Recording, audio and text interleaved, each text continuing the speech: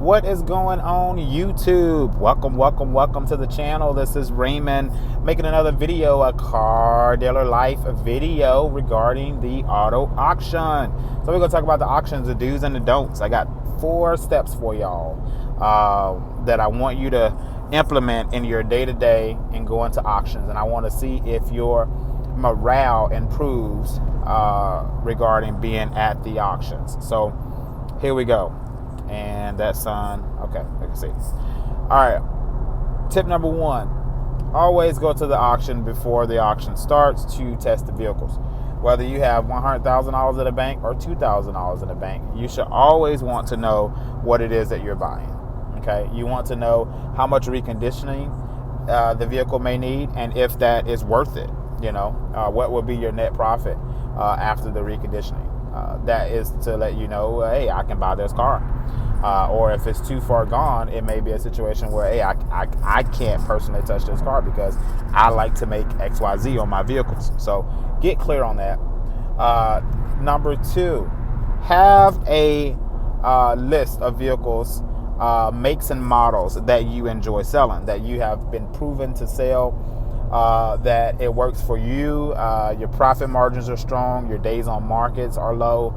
All of those factors, right? We want to look at all of those factors because when we go to the auctions, we're going to be looking for those brands. Now, I'm not saying print out a run list and go through the run list before and check off everything. You should in preparation. I mean, you want to make sure that you spend your time wisely. So if you don't make it to that side of the auction, you may have never known that that vehicle is there. So if you go the day before the auction and you're able to walk the auction yard beforehand, you're able to make sure you're not missing anything. But if you don't do that, then at the very least, have already mentally a list of makes, at least the make of the vehicle that you enjoy selling. Because if you see that make, those are the ones that you tunnel vision towards, because you don't have a whole lot of time at these auctions, especially if you don't go beforehand. If you go beforehand, you got a little bit more time. But yeah, so go in. For an example, for me, I go in and I'm looking for Chevrolets, I'm looking for Toyotas, I'm looking for Lincoln, I'm looking for Ford. So those are the 4 that I'm looking for. I try to stay away from Dodge. I try to stay away from Mazda. I try to stay away from Volkswagen. I will look at a Mercedes as well. I stay away from BMWs. I'm okay with Acura's if I can find one at my price point. And so that's the thing. You have to know your numbers, right? You have to know what it is that you can afford. And you have to know that, because you don't want to waste your time looking at cars that you're not going to be able to buy. So that's number 2. Have a list of makes at the very minimum. If you can have some models, that'd be good too. But at the very minimum, have a list of makes that you're going to be targeting for your auction. Step number 3. This is probably the biggest step, the biggest tip that I can give anybody. So if you are in a market where buying cars in your price point is very tough, and that means that you have a very low budget, you have a very low price point to begin with. If that is you, then you need to put yourself at the back of the auction. So stop going in the beginning of the auction. Start going towards the end of the auction. So from the half on back, that's the times you need to be on the block. Those are the run numbers that you need to be targeting. All right. For my auctions, typically that's run number 80 and after for my typical auctions, because I go to auctions that typically run at least 500 vehicles. But if you have a smaller auction, that number may be different for you. So, but the goal is halfway through the auction, from halfway to the end of the auction, those are the cars that you want to be looking at, because people are going to spend their money like crazy in the beginning. They're going to just go bananas, right? I mean, and also if you never notice, I mean, you probably have noticed if you've been in the car business any time, they like to put the older cars in the beginning of the auction. And why do you think they do that? They do that because people have money at the beginning of the auction. A lot of people don't have money at the end of the auction. So if you preserve your money to the end of the auction, you're going to win. You're going to win. You're going to be that one to snatch those deals because everybody else has tied up their monies with more expensive cars and if bids. If you can, this isn't even a tip, but I'll make it tip number 4. So tip number 3 was to, was that 3? First one was test the vehicles. Second one was model. 3 was run numbers. Yeah. So get the run numbers that are halfway to the end of your auction. Tip number 4 is going to be what I just said. If bids. Well, what I was going to say. If bids. If you can stay away from if bids, you'll be just fine. Okay? Stay away from if bids if you can. If that auctioneer say on a call, you say, hey, no, I don't want an if. I don't want an if. Try to get out of it as much as you can. Because here's the thing, you don't want to tie up your money. Because when you tie up your money, you just, and if you tie up that money, okay, you tie up that money, and that seller comes back and say, nope, I don't want that. I want $1,000 more.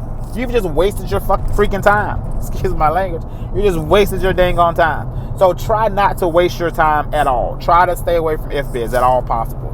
Now, if you're on a block and they already have rules that says all of these are going to be on an if, you may not want to be in that block if you want to stay away from them. But if you're okay with ifs, do it. But those are my 4 tips about how you can boost your morale at the auto auction. Okay? Try that. See if it increases your morale. See if you walk away from that auction feeling more vibrant about your potential and your optimism in the industry. Here's the thing. Here's why rule number 3 is so important. Tip number 3 is so important. If you're on the auction block at the beginning of the auction waiting for your cars, you're going to get so discouraged. And God forbid you pick some cars in the beginning of the auction and you only have $500, $600 per car.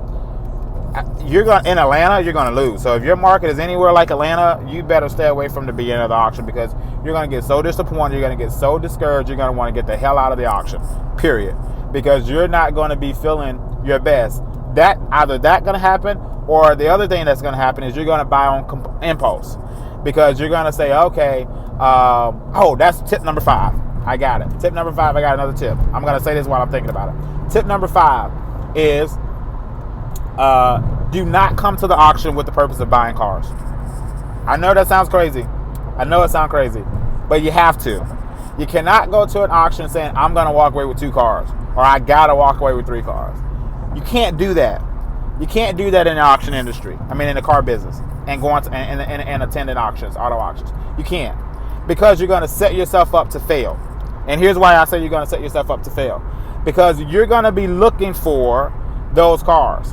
And you're going to make any car fit. You're going to force it. You're going to buy a car because you're supposed to buy a car. Because you told yourself, I'm leaving here with 2 cars by any means necessary. And when you do that, you set yourself up to fail. Okay? So don't go to the auctions with the purpose of buying cars. You go to the auction with the purpose of looking at cars to see if they're going to fit your program and your strategy and be successful for you.